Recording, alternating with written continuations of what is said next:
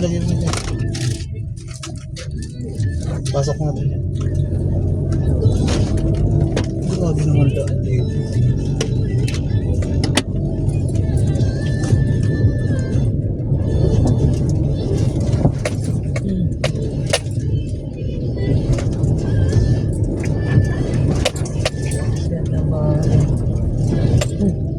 Tingnan mo yung car mo sa taas.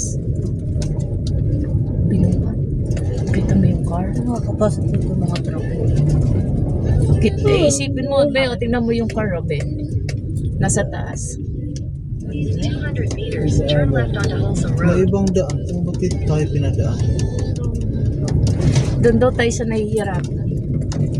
Kaya siguro may toll gate tayo kasi dito tayo dumaan. Eh di pagbalik natin, doon na lang tayo dadaan sa Masunod lang. Biglang yung ano daw, no?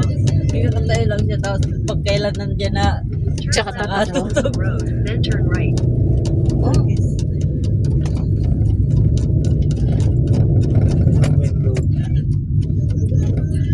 Akala ko yun na yun. Layo pa pala mismo ilog, pero may entrance. 6 minutes pa.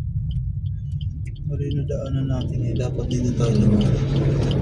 Dapat pala din tayo tumaan para wala tayo bayan. Maliligo siguro yun na yan. Oh, May isang jeep sila. oh lugi tayo ah. May nasiksikan. Kala nyo kayo lang, kami rin kuya. Sitio Dynamite, Sitio Gulod.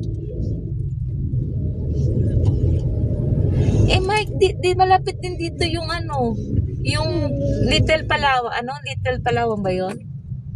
Kasi wholesome na yan, oh.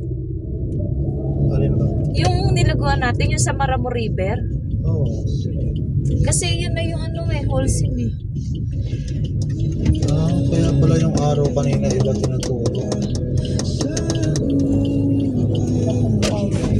Aray ko, aray mo pa ka. Continue